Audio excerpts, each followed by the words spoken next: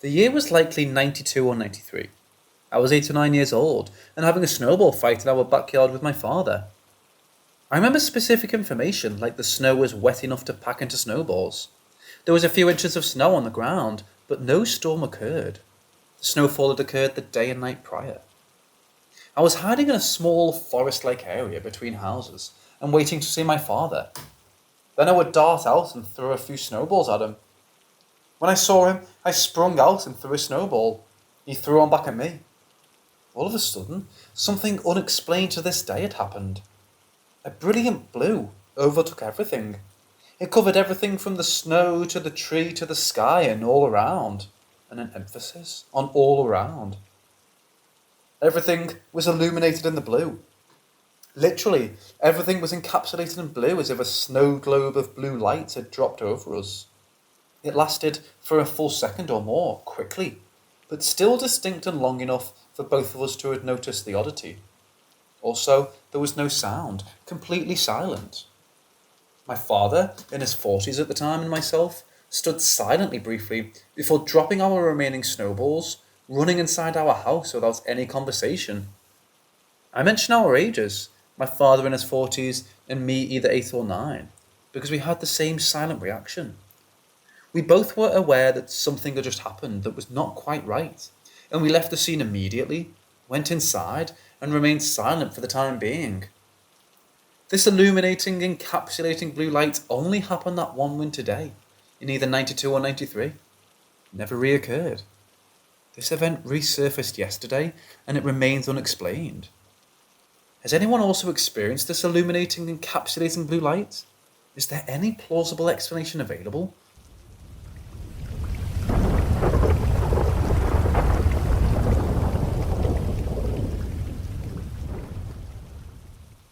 My in-laws surprised my wife and I with a night at the Farnsworth House Inn, which is apparently one of the most haunted hotels in America. We had 2 rooms to investigate that night. The Custer Room, named after General Custer, and the Lincoln Room.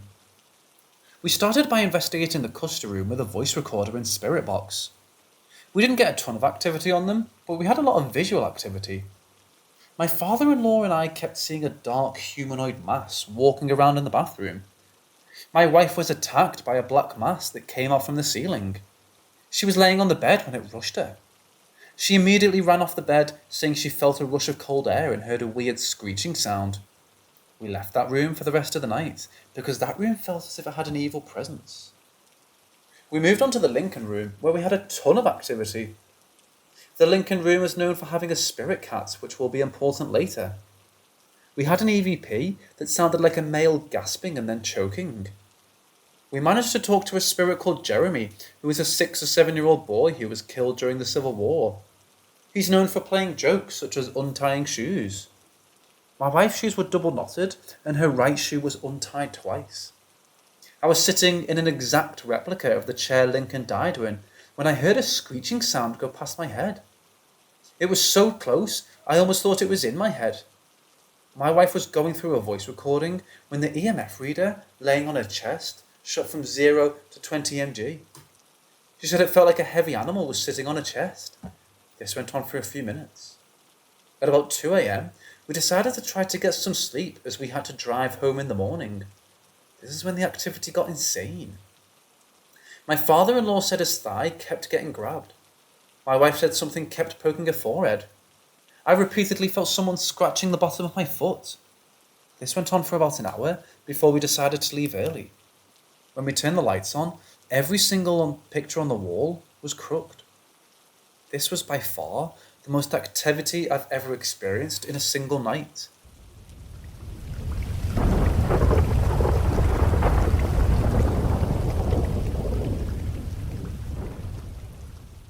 I'll start off by saying I've never been a superstitious person, but the recent experiences I've had while working in an older home left me without any explanation.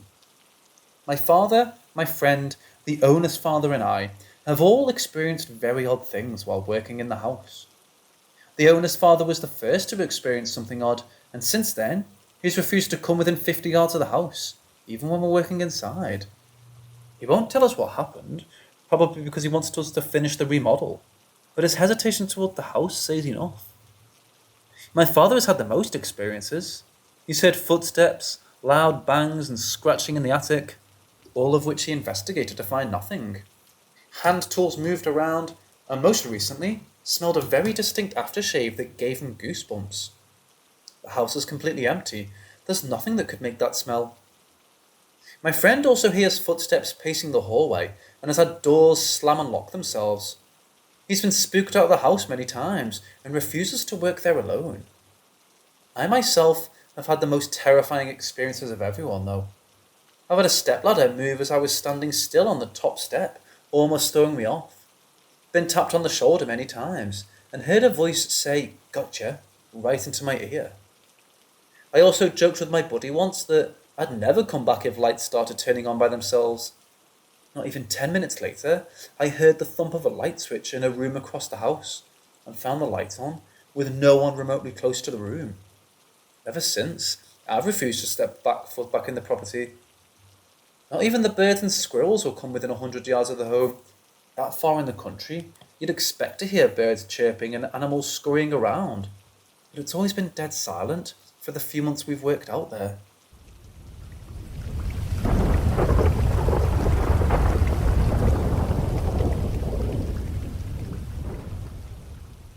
To set the scene, me and three of my friends were hanging out at my buddy's house a couple of years ago. His house was surrounded by woods, with a long gravel driveway that led into an open field. This took place in the night when it was almost pitch black outside, besides very little moonlight. Me and my two other friends were about to head out for the night, so the friend whose house we were at was going to take a shower. We were the only people on the property that night. As our buddy hopped in the shower, we headed to my car to leave. We hop in, and as we get halfway out the driveway, the friend in the passenger seat realizes he left his phone inside. I park, turn off my lights, and he leaves the door open when running to go back in the house. Me and the friend in the back seat sit there waiting quietly, and we start to hear footsteps in the gravel. We hear the footsteps sprint up to the car, and see a pitch black figure run past my car down the driveway. I flip my lights on, and it disappears. As me and the friend in the back seat look at each other, the other friend hops in the car. Before we could say anything, my friend in the passenger seat yelled, "Who just ran past me?" He says when he went inside, he heard our friend still in the shower, and said when walking to the car, a person ran past him. It was pitch black, even though there was a little moonlight. We all agreed that it looked human, but couldn't explain why it had vanished in an open field with no place to hide. We kind of freaked out, but didn't tell anyone and kind of forgot about it. The other day, I was going to tell the friend that was in the shower at the time of the incident about what we saw. Since I was curious, before I was going to tell him, I asked if he had any weird experiences at the house. He said that on occasion, he and his dog have seen a dark figure standing out in their yard. Seems to be recurring, and I'm curious as to what it could be.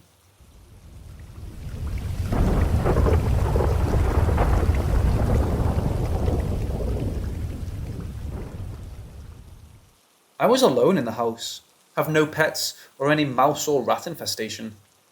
Then I heard the sound of a glass being shattered loudly, so it had to be inside my house. I panicked and looked around, but not a single thing was shattered. It couldn't have been outside because it wouldn't have been as loud as I heard it. I go outside and again nothing. About a week prior to this, my roommate lost her second favourite kitchen knife. She lost her first favourite kitchen knife and was never to be seen again. To this day, we haven't found the two kitchen knives. The knives were handy, and we used them for cooking for practically everything. My roommate's mom comes to visit, and even she can't find it after searching and turning everything upside down. You know it's truly lost when your parents can't find what you're looking for. This has been driving me insane. Before the two knives were lost, I've lost my favourite butterfly ring. Wore it everywhere, placed it down, and accidentally kicked it in between my desks, and I couldn't find it, despite moving the desks and searching everywhere. It's like it fell into the void. It was a cheap ring, but nonetheless, it was my favourite. Still haven't found it, despite rearranging my room. Before that, I'd lost my seeds that I was preparing to grow, and placed them on the shelf. Turned around and it was gone. It could not have disappeared within 2 seconds of being left unattended. When everyone left, I loudly said, "Give me my plant seeds back, please." And 2 weeks later, they showed up underneath the bathroom sink cupboard storage while cleaning. No one uses it. The seeds moulded and died, so I threw them out. Before that, my blanket randomly shot upwards like there was a cat underneath trying to sneak up on me. Nobody believes me and just says that I'm tired or something. This happened like a year ago. I don't have a cat. Something breathing down my neck despite no open windows. The AC was off. Nothing could have produced that breath down my neck. Something hugged me from behind as I was washing dishes. I felt a clear, human body weight against my waist. Felt like a child hugging me, since I only felt weight from my waist down. Felt really emotional for some reason after that, and almost cried out of the blue. My side of the family had a lot of miscarriages, particularly my father's side. Like it was a miracle for anyone from my father's side to give birth. I myself never got pregnant or had any miscarriage. That day, I felt particularly upset about something I forgot about.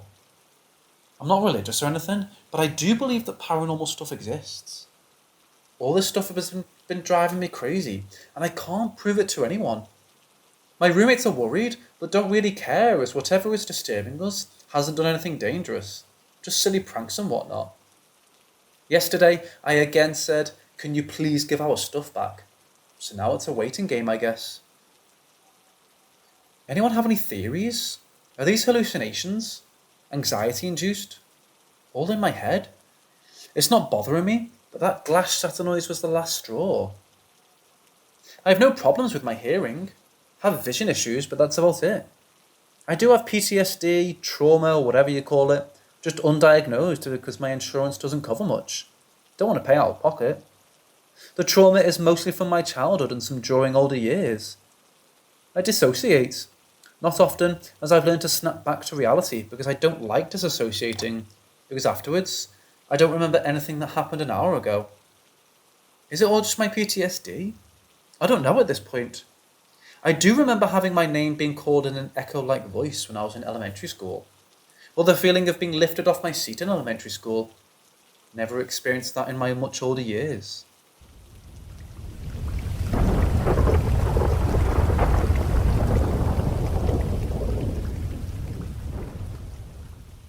In Glens Falls, New York, my entire extended family were visiting my grandfather's brother for a long weekend.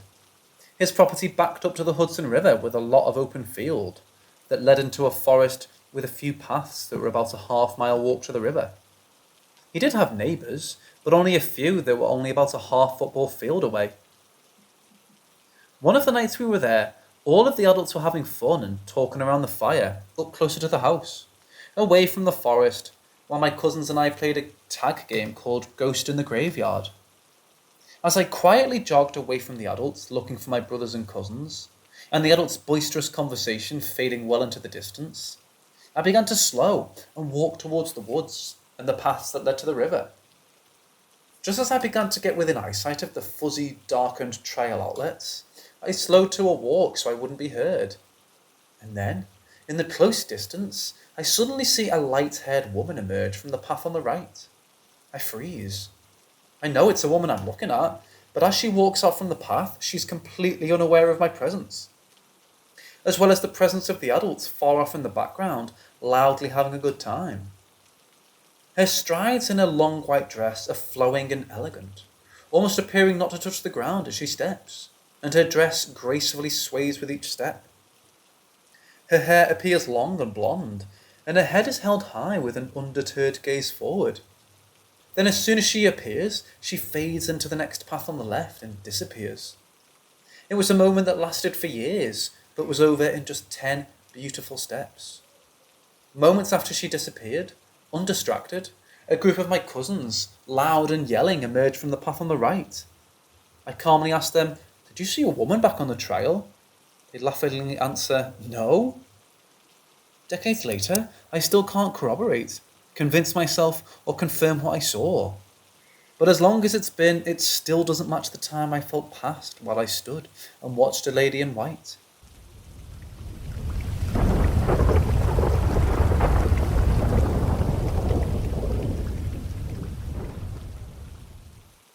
The idea of a ghost or a disembodied spirit that lives on past death is as old as civilization itself.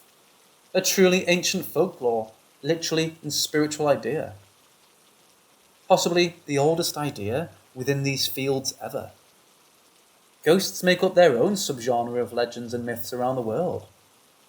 The first known ghost story comes from the 1st century AD, when a Roman known only as Pliny records stories of ghosts in his journal. Pliny speaks vividly of a haggard old man with a long white beard, rattling chains as he roamed his former home in Athens. Platus is a friend of Pliny, took his story and made it the plot of a play he wrote. The earliest actual description of a ghost goes back way before the 1st century, a Babylon stone tablet made in 1500 BC. Scholars argue that the clay tablet is a guide to exorcising spirits. The tablet itself shows a man standing on the left holding a short stick, wearing some sort of garment on his arms and shoulders, as well as a ceremonial headdress. Another man is shown on the far right, walking away from the first man. He appears to be wearing a long skirt and sandals. Given he's walking away, we can assume the exorcism was a success. In the ancient world, ghosts were viewed with sympathy, as they were seen as spirits deprived of the eternal rest that the dead were supposed to receive.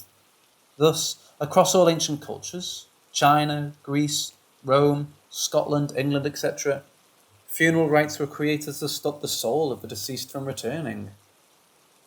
In 856 AD, the first poltergeist was recorded. A poltergeist is generally described as a ghost, but more harmful, throwing objects around and even starting fires. The person who recorded this was unknown, and it was said to have taken place in Germany. Ghosts appear in fairy tales, legends, and myths across time.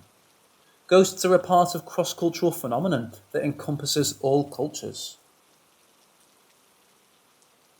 A Chinese ghost, or should I say ghosts, are the Zhao Lao Zui. These ghosts live in the mountains all over China and can be heard howling into the rain and wind during thunderstorms. They are known for their venomous darts. Male venom kills instantly, while the female venom induces a slow and painful death. In Japan, one ghost is named Koatsu Nyobo. Her name translates to woman with a small appetite. This ghost is the ideal Japanese woman. Beautiful, quiet, hard-working, and devoted to her husband. The story goes that she appeared to a man who proclaimed after looking at his high food bill, "If I have a wife, she must be demure, hard-working, and have a small appetite." The two marry. And at first the woman is the selfish ideal of this man. Quiet, hard-working, never eating a bite of her husband's food. Yet food keeps disappearing. Suspecting his wife is eating in secret, he discovers that when she thinks he's not around, she cooks a huge pot of rice. Moving her hair aside, she begins feeding the extra mouth hidden under her hair.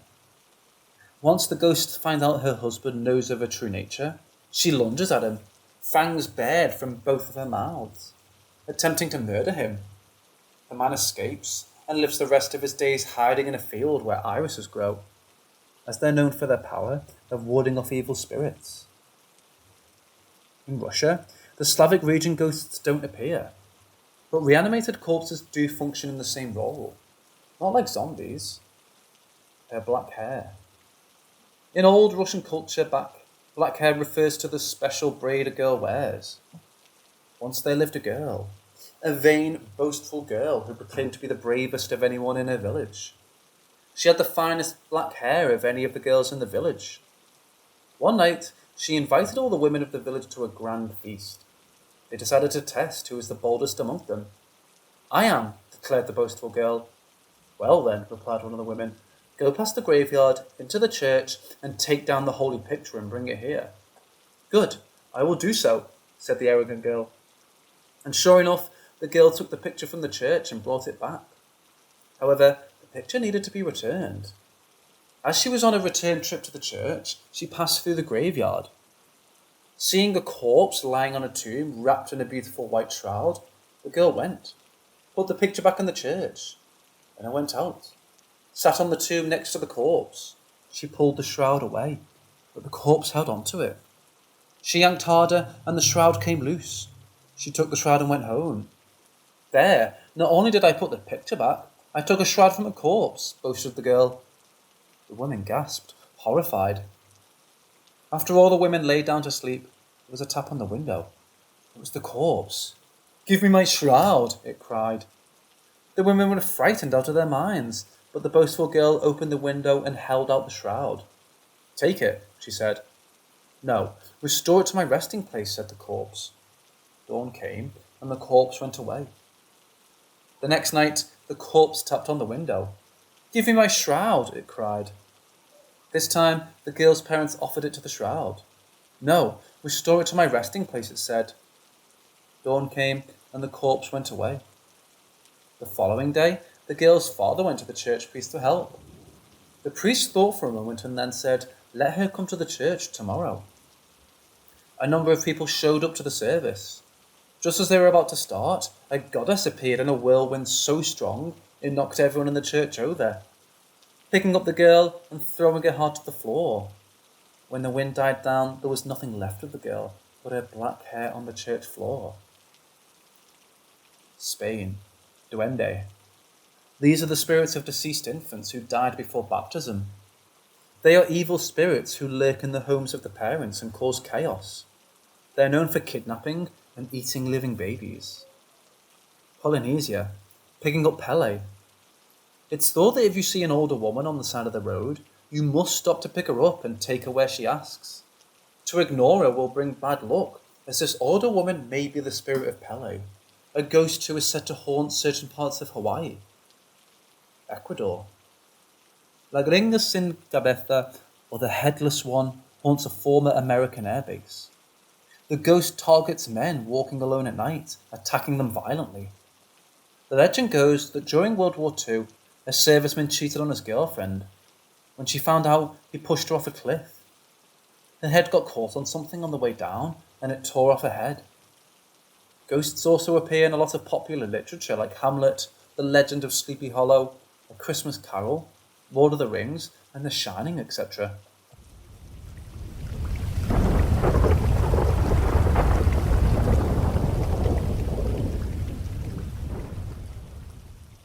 We all know the stereotypical depiction of a bedsheet ghost. A person draped in a plain white sheet with 2 holes for eyes. The one that you've seen on TV a million times. It's such an accepted trope in pop culture that no one has ever stopped to ask, why would a disembodied spirit appear as a bedsheet with eyes? These days, we see ghosts as how they appeared living, looking like people. Even hundreds of years ago, in the 16th century, this is how ghosts were seen by culture. The ghost of Hamlet's father appeared as a normal person, with clothes and human features. We know this because Hamlet instantly recognised his father, which he wouldn't have done if he was in a bedsheet. As with all folklore, we need to look at the time and the context of the bedsheet ghost. This is an ancient depiction. Up until the 19th century, coffins were not common in Europe. They were a luxury. A dead person was wrapped in a blanket for burial called a shroud and buried like that. No coffin. This was tradition in Western Europe and even the wider ancient world in places like North America, South America, and Australia for thousands of years. The shroud was the first funeral product, with families making shrouds especially for burial.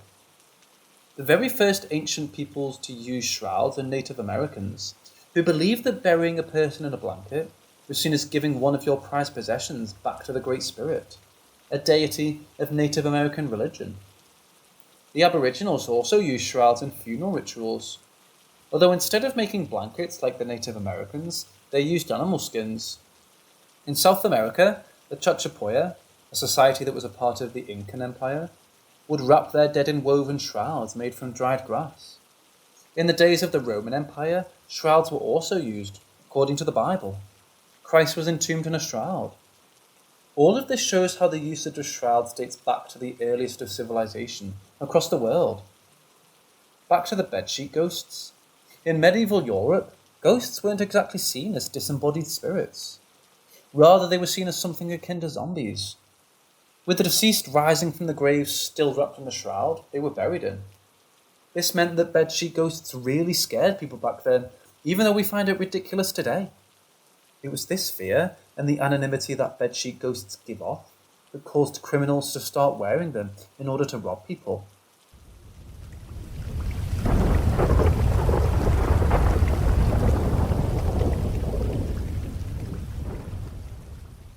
Back in, I believe, 8th grade, I'd come home on a Saturday from a science camp or whatever. Anyway, I go and sit in our living room, which has a large window towards the street outside. I didn't have my glasses on. I turn to my right and a white crescent shape flashes by heading left. So against my line of vision, I first thought it was a car, but I didn't hear nor see any cars go by. Then things intensified. Almost every night I would constantly hear the fridge door open and then close. But when I get up and check it, it looked undisturbed. Then it started sounded like someone was clinking beer bottles, but we have none in the fridge, as I'm a minor and my grandparents can't drink. One night I even heard a young man mumbling. It was almost as if I was focusing on the voice, not the words, because I didn't catch anything he said. Again, I'd get up and check, and nothing would be amiss. Then one Saturday night, I woke and was paralysed with fear. Then a shadow figure with an afro walked by my room into the wall. There is a closet above an air vent there. Once they passed, I was able to jump up and close the door. I never slept with my door open again. After that, nothing really happened. The only thing I would consider borderline paranormal was when I took showers. If I locked the door, the handle would shake as if someone was trying to open it. Then one day I heard banging, but not on the door, and then a boom that shook the door. Since then, nothing has happened that can tie to this. One thing was I did an EVP session with a tape recorder. I turned off all the fans and muted the TV so there'd be no background noise. I asked a series of questions. I got no answers, except for "What is your name?", in which I got a side response that was either Joe or John. My supposed father's name was Joe, and he apparently died in a dumpster, but that was never confirmed. The recorder has since broken, but I think I still have the tape. Anyways, that was my paranormal experience.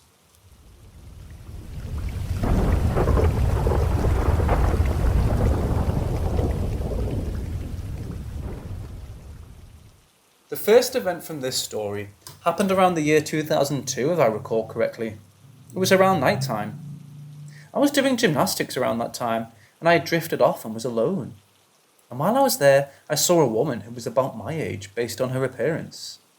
Her hair was blonde and her eyes were green, and she was dressed in pink clothes and wearing glitter.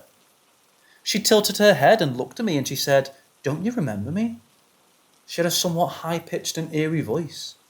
I became nervous, but I didn't really know how to react to that. I left without speaking of the incident, and I was very creeped out by it. But that was not the last time I saw her. Later in the year, I had a dream of the woman. This time, I was in school during the dream, but it was nighttime outside, and nobody else was in school except for me and her. She told me that her name was Crystal, and was apparently upset that I didn't remember. And then, she stopped appearing for a while, but I saw another woman who looked similar to Crystal in another dream. Around 2003 or 2004, I saw a woman named Jennifer who looked almost identical to Crystal, except Jennifer typically wore black and white clothes and looked more relaxed, and Crystal typically dressed in pink clothes and looked more irritated. This became very repetitive, and Jennifer became a recurring dream character of mine. She told me her life story, including many details about her life. Other characters in my dreams are sometimes familiar with Jennifer as well, and speak about her. Sometimes they explicitly refer to Jennifer as a ghost, and Jennifer is familiar with Crystal and refers to Crystal as a ghost. Eventually, Crystal started appearing in my dreams again. Crystal most often appears in dreams relating to schools, and it's usually nighttime for some reason. In my most recent dream of Crystal, from early May 2022, Crystal was walking around the school and the students were hiding from her and they were afraid of her. And Jennifer was in the same dream, waiting outside of the school. And then I kept having dreams of schools after that. A day later, I dreamed about an elementary school and so on, etc. Jennifer appears in premonition dreams usually, so I started journaling my dreams last year in case anything interesting happens. I'm fairly confident that Crystal is a ghost, but I'm not sure what Jennifer truly is. Apparently, Crystal is actually impersonating Jennifer, and Crystal doesn't actually look like Jennifer in reality.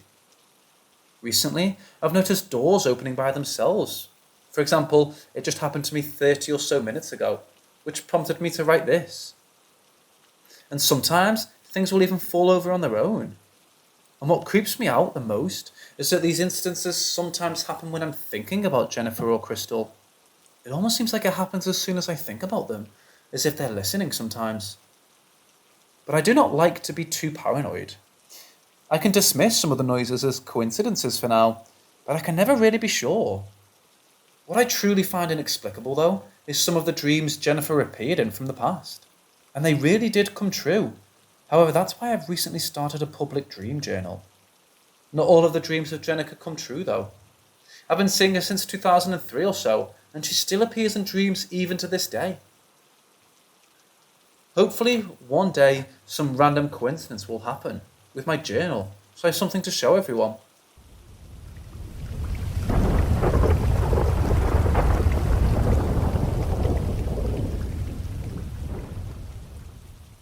I first learned of the supernatural through a Frank Edwards book.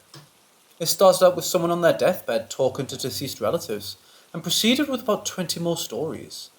I was freaked out a bit, and talked with my mom, who told me that nothing was really proven, and a few of the stories were probably made up to boot. In the following few years, there were enough articles and even other books disputing all things paranormal, including a story or two I read about. I became more skeptical. A few years later, my grandmother died.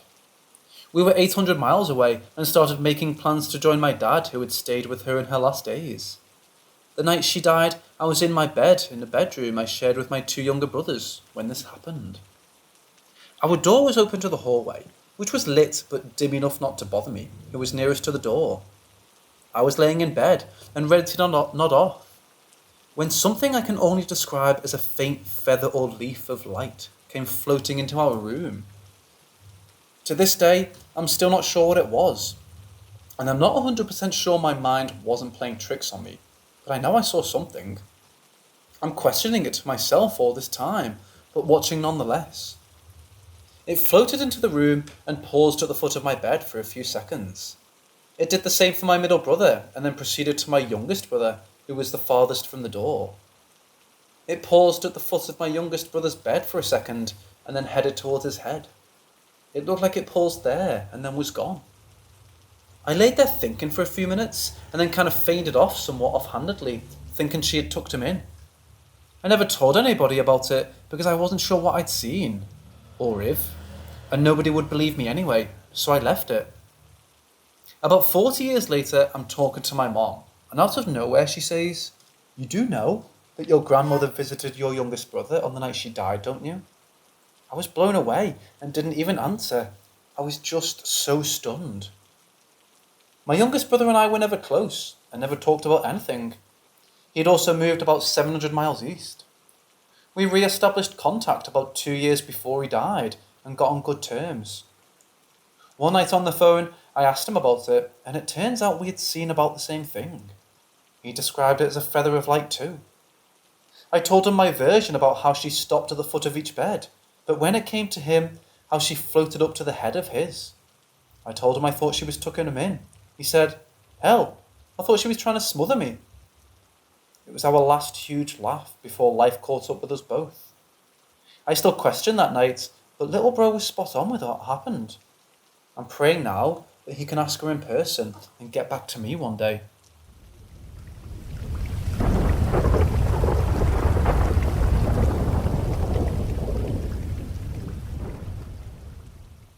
Okay, so I've always been able to see weird shit since I was a kid, although it was never all that often. Pretty much just a couple of times when I was younger. But some really weird things went down when I was around 15, all the way till I was 18, when we moved to our current house. So immediately I got a really bad vibe from the house when we moved in.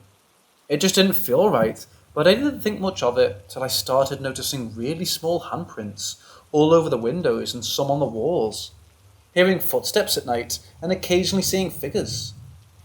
After a while, my mood declined and my anxiety increased drastically, and I started seeing more and more things. Even my brothers and sisters started to notice things going on from time to time, but I seemed to be the target. In fact, that whole area seemed cursed. The nearby field had some really bad stuff there, and apparently people had died there. The first thing I saw was seeing my reflection in the mirror, except it was really twisted. Black eyes and big smile. Sounds bullshit, I know, but it's true.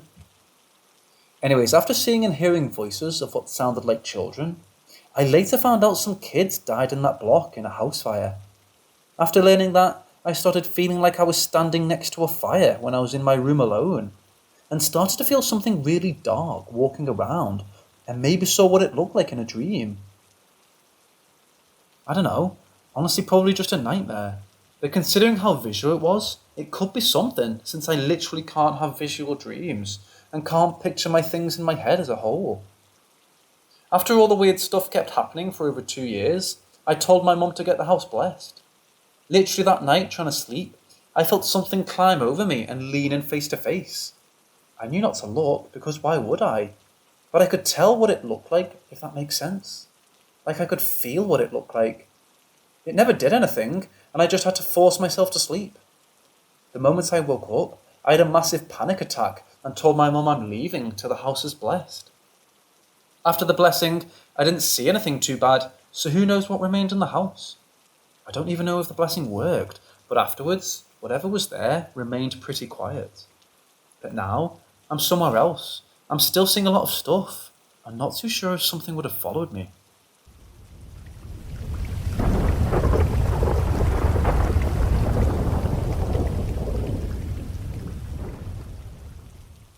My house has been haunted as long as I've lived here.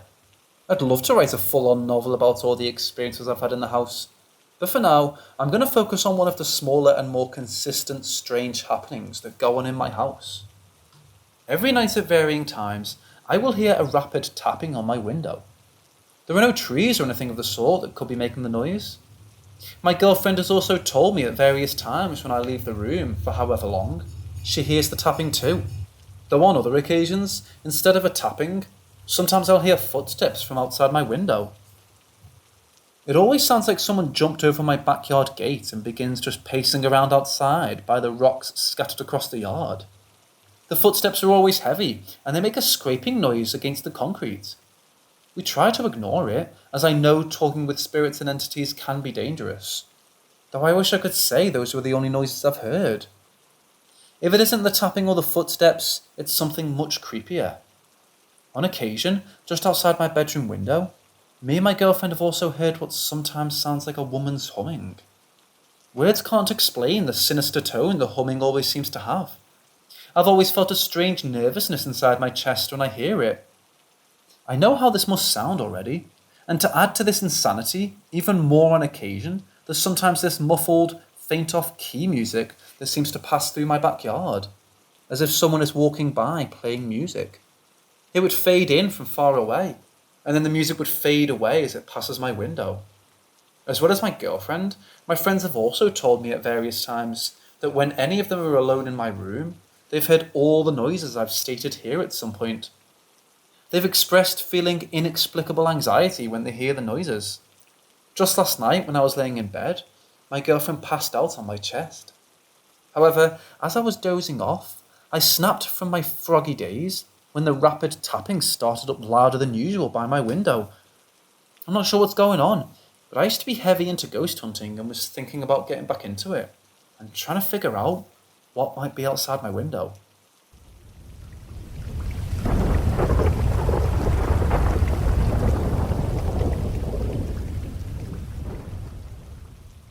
Growing up, I thought I had all kinds of experiences, from seeing ghostly shoes to vivid dreams of red-eyed demons. I don't know now, a kid has a lively imagination. The things I cannot explain and know for a fact happened as they happened occurred in my mid to late 20s. I grew up being pretty open to all this stuff. I believe I used to be sensitive. One time, I was dating a fellow who was renting an old home for a couple of months. He was a skeptic, and I was super into this kind of stuff at the time. Whenever I would stay with him for a night at this place, I would get the same vibes each time. My mother was also into this stuff and claimed to be sensitive, so I invited her over to see what she thought of the house. I wanted to see if she got the same impressions. I did without giving her any info whatsoever, to prove to my boyfriend at the time that I wasn't making shit up. I gave her zero info, other than I felt something in the house. She came and started upstairs. There were two full bedrooms, my boyfriend in one, his room in the other, and a weird, empty, tiny little room in the front of the house being used as nothing. My mother wouldn't go into the tiny room, just stood outside and said it felt horrible. It felt like sadness and loss. It felt like a spirit who lost their baby was in there, and it was a nursery. That's exactly how I felt about it. It was a scary room, but it felt like if you stayed out, it would leave you alone. That it was distracted by its rage and grief. She felt female. Then downstairs to the main floor. We went through the living room and kitchen, paused in the weird little dining room. All rooms kind of open to each other, the kitchen and dining room especially. Then went down the stairs to the basement. The door to the basement was in that weird dining room area. We did an intense circle of the packed with stuff basement, then back up to the main floor. My mother said normally basements are weird, but this one was so normal and fine, that was a little weird. The energy was at the top of the stairs to the basement. When in the dining room or the kitchen, you could feel a presence watching you intensely, but not threatening, like curious and hanging out. Again, exactly what I felt, without being given any info. My boyfriend still didn't believe me, but oh well. Second story, years previous to this, in my very early 20s, I went to a community college that was built on some grounds that had mad history. Not like scary stories, but went back to Aboriginal times. It once was a racetrack for horses, then more recently turned into a big strip mall for a small and trashy community. The strip mall was then upgraded into newer shops and this college that I went to. I had been there a bunch of times before it was rebuilt, and it always felt creepy as fuck. Now that it was the college, the energy was still there, but it was prettier. Anyway, I focused on my schooling. One day, I went to the bathroom, which was a teeny tiny little space between two doors that opened into a small 3-stall bathroom. I picked the middle stall, and I looked into each of the 3 stalls first, to make sure I was alone, as the time I was a nervous peer. If anyone came in, I would hear them clearly opening 2 heavy doors before they got into the main room. No one entered. Classes were in session. I went into the stall and locked it. I was facing the toilet and away from the door when something bang, bang, banged on my stall door. I turned to see it shaking on its hinges. In shock, I just sat down and peed as intended. I looked up and gold and silver sparkles were falling from the air. I'm a migraine sufferer. I know optical aura. This wasn't it. They disappeared, and I spent about 10 minutes trying to recreate the sound and the shaking of my stall door to try to explain it. But nothing made the sound or shook the door, except when I smashed on it with my fist. At the time, I was a churchgoer, and my pastor said the sparkles represent angels. Whatever the truth is, I feel like the banging was a negative entity attacking me, and the sparkles were a positive force defending me. I've closed myself off since, and no longer experience anything, now in my late 30s.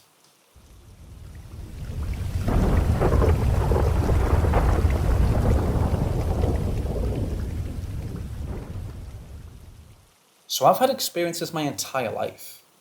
The house we grew up in, my parents rehabbed from top to bottom. Before they bought it, it sat empty for decades. We later found out it was an old boarding station for trains. The tracks were literally in our backyard. And an old man and his granddaughter were murdered there in the 1920s. My entire family had experiences in that house. One of my brothers saw an old man going up and down the stairs all the time. My brother's bedroom and parents' bedroom were on the 2nd story. Mine and my sister's both on the 1st. I would constantly feel someone tugging on the back of my shirt whenever I was in the kitchen alone. My sister saw a little girl a handful of times, and then my youngest brother, when he was around 2, would push our porch swing and talk to a little girl. That's what he told us. Never anything bad though. I've continuously had experiences throughout life in a lot of different places. Anywho, my boyfriend and I moved into our house about a year and a half ago. Behind our backyard and neighbourhood is an old cemetery. In the first week or so, he and I were laying in bed watching TV. I got up to use the bathroom, and as I started leaving our room, saw a man walk from the basement stairs into the kitchen. I kind of froze, then brushed it off. I was seeing things due to being so tired. 30 minutes later, he got up to go to the bathroom, stopped, turned around and said, "I swear I just saw an old man walk from the stairs into the kitchen." Alright then, I'm not crazy. Since then, things happen constantly. Stuff flies off the top of the fridge, banging noises. A couple of months ago, as I was standing at my kitchen sink washing dishes, one of my kitchen chairs slid from across the table across the room. I've had stuff fly off the counters and hit me. Nothing heavy. I don't feel whatever it is menacing in any way, rather that it's playful and just wants attention. About a week or so ago one night, my boyfriend was off at work. My kids were at their dad's, so my pup and I were laying in bed watching TV. All of a sudden, he walked to the foot of the bed and started barking. His hair was standing up, and he just kept barking for close to 10 minutes. Every once in a while, he stops and runs over to me. He goes back and does it again. I started recording it to show my boyfriend, and when we watched it back, I noticed what could possibly be an orb that floated up from the area my pup was barking at and out of the frame. Our house is quite old. It's in the historic district of our little city. I love our house, and these experiences don't bother us. It's definitely way more active than anything else I've experienced, though.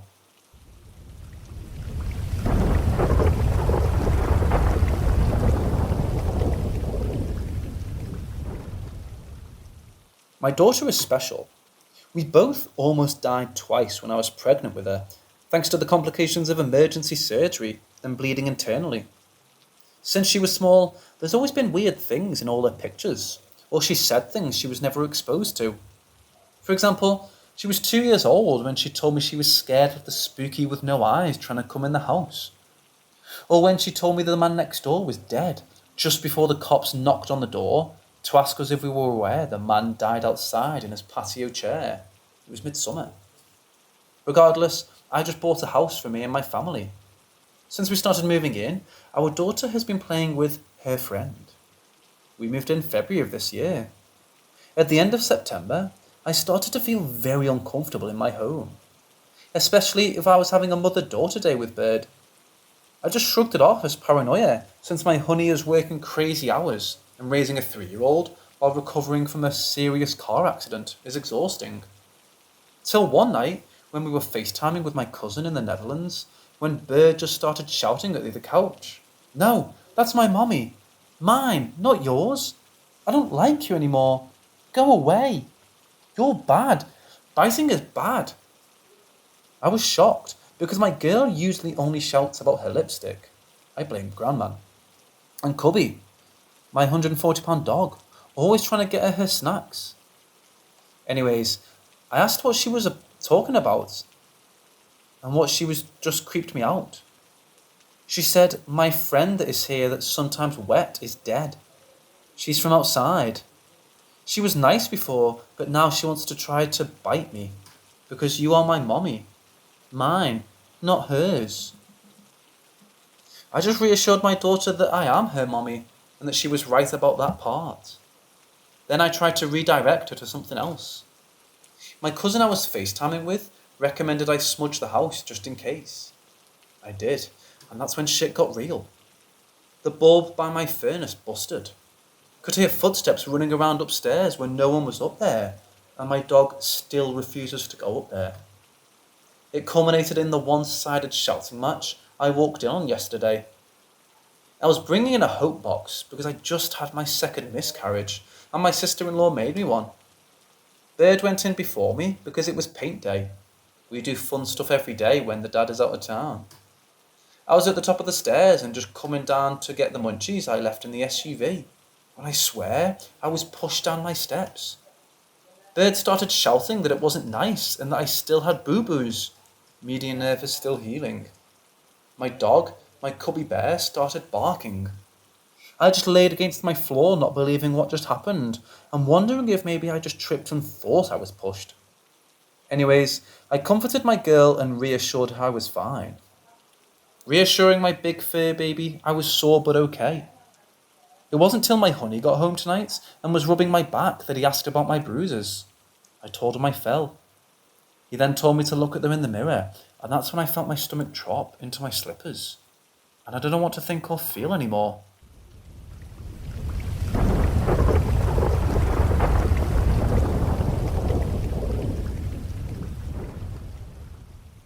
The real event. Years ago, when my granddad was alive, my family and I went to a beach. When we arrived, it was scorching hot, but literally 5 minutes after our arrival, it started to pour down with rain. We all just went back to the car and waited for the rain to pass, which it did after 15 minutes. That's it. Not much else to it. Just a funny memory from when I was a kid. The dream version. In the dream, it's just me and my granddad at the beach. None of my other family members were there, just us. As it starts to rain, we don't turn back to go to the car. We start to walk towards the sea. My granddad walks with me to the water and then stops and says, "I can't go any further. I'm afraid, sweetheart, but you'll be just fine on your own." I nod and carry on walking forwards into the sea, and I don't stop. I keep going forwards until I would drown, and that's when I wake up. It's important to mention that I had a close bond with my granddad, and sometimes wonder if his ghost haunts my house. It's the typical haunting signs: flickering lights, being able to smell his scent, things seemingly moved out of place, TVs turning on by themselves, etc. I'm not really scared of ghosts. My granddad always told me not to because they're not there to harm us. But after his passing, I always felt connected to him, like he's gone, but he never really left. I always have the dream when I'm feeling stressed the day prior. And despite it being a really scary dream, considering the fact that I literally drown as he watches from the shore, I always oddly wake up feeling a sense of calmness. It's like pressing a reset button, all my worries just go away. It's really complicated to explain, and I probably just see a psychiatrist or something. Can ghosts even contact you through dreams? Because that's what it feels like. It's as if my granddad's way of saying everything will be alright. Maybe I'm just being stupid. I don't know.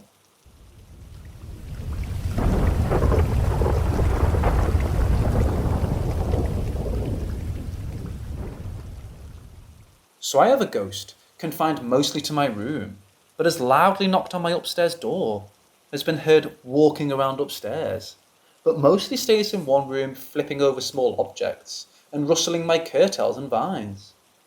I've personally seen this entity take an empty can and flip it onto its side with no interference from the natural world. No fans, windows, drafts, movements or animals. He does it a lot. It's a very active ghost. I work from home, so I see it several times a day. The other day, I tried my rarely used art of scrying. Scrying is when you put your face near and look deep into a dark reflective surface in dim light and unfocus your eyes, letting the reflection of your face change and morph to answer the present question in your mind. You can do it in a dark cup of water, although I have an obsidian plate. Try it a few times to exercise your third eye. You'll be surprised how well it works.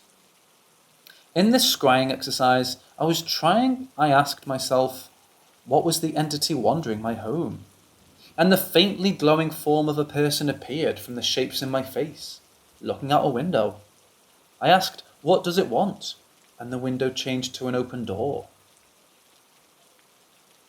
This is all very blurry, of course, and needs to use the reflections of light bouncing off your face in the mirror, as well as your unblinking, unfocused eyes to blur everything into different shapes. So anyway, here I am. How do I get him to leave? The poor soul is trapped and I assume acting out because it wants freedom. Does anyone have any suggestions on how to release him from this mortal prison? Again, not a joke.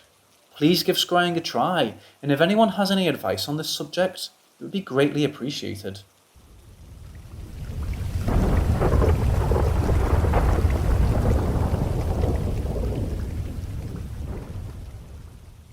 When I was around 4 years old, Me and my parents moved into a new home. A pretty big, spacious home with high ceilings and everything. I apparently met a new friend in that house named Alice, and we instantly became best friends and did everything together. My mum had to make plates of food for her. I used to take biscuits for her. Everything we did, Alice was always with us. My parents thought nothing of it at first, thinking it was just my imagination and I had made up a new friend. But I think they thought wrong as peculiar things began to happen. One of the first things that happened was the baby monitors having interference. I've already explained that the house was very big, and my parents set up baby monitors in the house, so if I shouted for them, they could hear me. But every once in a while, it would pick up white noise as if something was trying to communicate. It couldn't have been connected with other baby monitors in the area, because both of our next door neighbours didn't have young children, so there'd be no need for them to have baby monitors on. Another thing that used to happen was footsteps upstairs when nobody was up there. It would either sound like somebody was playing in my room when I wasn't there, or somebody walking backwards and forwards in the hallway. My parents obviously would go up to check, but there would be nobody there. There was one particular occasion that still freaks my mum out to this day. She was downstairs in the living room, and she could hear movement upstairs in my room. Thinking it was just me playing, but then she quickly remembered that earlier that day, she had dropped me off at my grandparents'. She eventually plucked up the courage to go upstairs and have a look, but when she entered my room, everything was normal. My behaviour was also not good in this house. I would have random tantrum outbreaks and scream the house down, and I would refuse to sleep in my bed alone. One of the creepiest things that happened is that one night, my mum was putting me to sleep, and we said have a good night.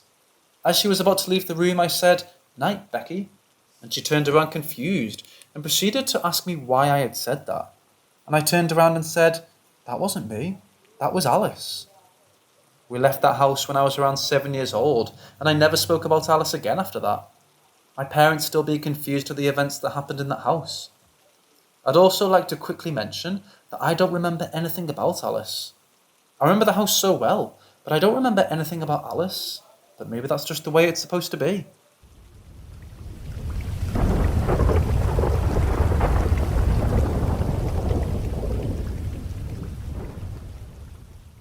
So I just moved in from an apartment building to a quite old house, which was at first quite strange to me, since the apartment I lived in was small, and the family wanted to quickly swap, even though they had a bigger house, and they have I think 3 children that will have to share one bedroom, but they still really wanted to swap with us.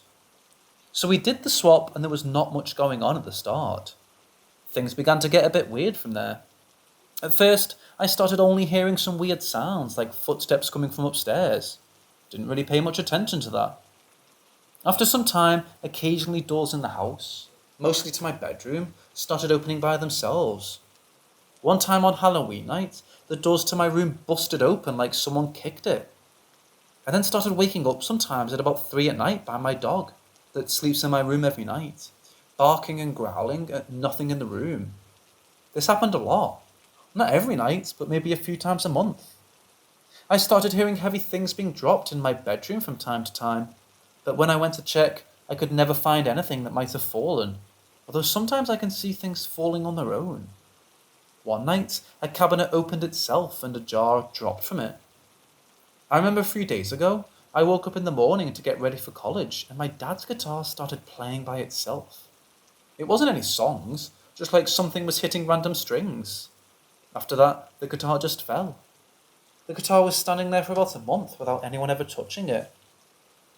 I have an EMF, so I tried to leave it on my shelf and record through the night with a night vision camera, but I didn't manage to capture anything. One night, I did record something that looked like an orb, but I thought that it was just a bug. A few nights ago, I remember I woke up at around 3 a.m. to see my dog again growling at nothing in my room, when suddenly the door opened by itself. My dog walked out of my room through that door and started barking at something at the bottom of the stairs. I told her to go back in, close the door, but she did not stop growling. This might also sound a bit weird, but sometimes you can feel like something is staring at you when you walk up the stairs. I've also got an Alexa, and sometimes when no one says anything, she'd randomly go, "Sorry, I didn't quite catch that." But she'd start playing some random Wikipedia articles when no one was talking to her. As I said, I don't know if I'm overreacting or not, but just thought I might ask for some help.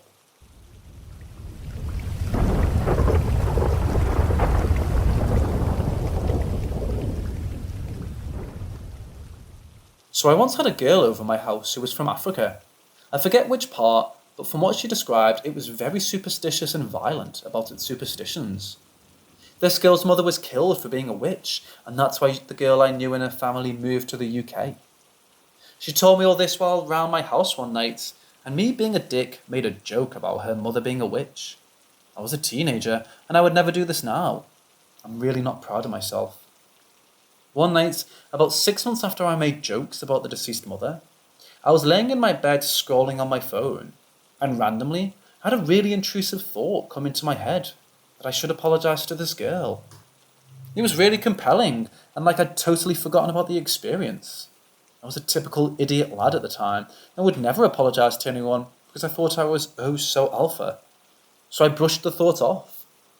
As I'm laying on my bed playing on my phone, an old toy I had in my wardrobe, which was at least 2 meters away from my bed, came crashing down right onto the middle of my chest, and the room became very cold all of a sudden. I freaked out like you wouldn't believe. I'm pretty sure I cried. Needless to say, I apologised to the girl the next day. And once I had, it was like a weight off my chest. She explained that I had really offended her, as she never told many people, and the fact that I took the piss was something she thought about often. Now I never saw anything spooky, but I still remember the strength of the intrusive thought. It was honestly like the thought was not my own at all. It came on really strong, and didn't fit my character at all for that age in my life.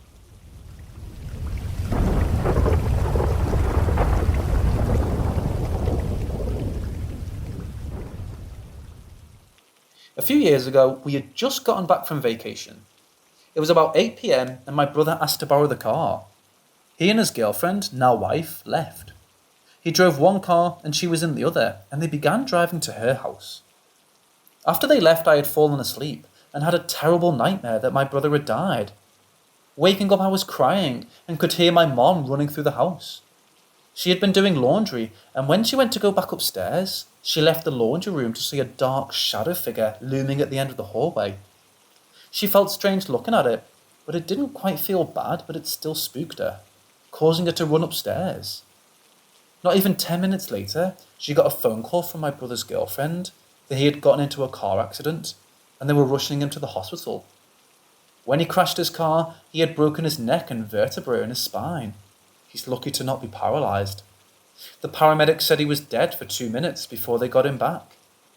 The next day, when my brother woke up, he immediately called my mom and said he saw her in the hallway after he crashed his car.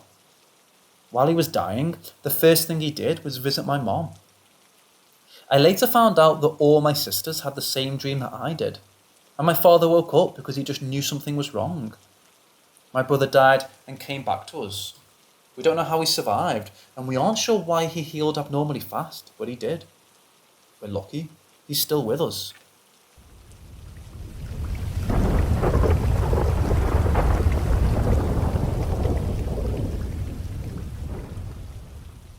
He was released and was making a steady recovery at home, and was on bed rest till he was fully healed. At the time, he was living in our basement with his girlfriend, now wife. This particular day, they were the only two home, and his girlfriend had gone upstairs to make dinner. When she left, my brother claimed that the room had suddenly gotten dense and a chill took over, and he couldn't move because he was still in pain and wearing a brace. He couldn't sit up on his own. So looking out of the corner of his eye, he saw something creeping over to him. He crawled onto his chest and sat there slowly suffocating him. He couldn't do anything but pray that his girlfriend would come downstairs and save him. And she did. She casually walked in and saw a dark shadow sitting on his chest. My brother's face had turned purple from lack of oxygen. As she stepped forward, it was suddenly gone.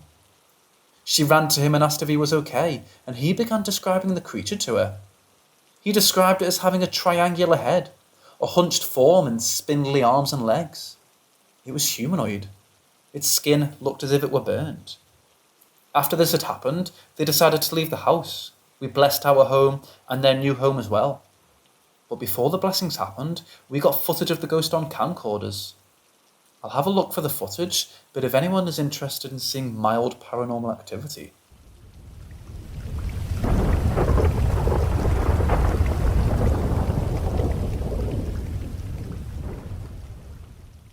So what I will be telling you happened long before my brother's accident, and before he had even met his wife. So my sisters are very close, and growing up they shared a bedroom by choice, and made the other room their closet. Well, this closet was in the basement, directly across from my brother's bedroom. At this time, he had gone away with the army and wouldn't be back for a few more months. What I'm about to tell you happened on a school night. It was about 8 or 9 p.m, and we were cleaning up dinner and getting ready for bed, and watching movies, when the younger of my two sisters decided to go to the closet to get clothes for the next day. She headed downstairs, turning on all the lights as she went down the hall.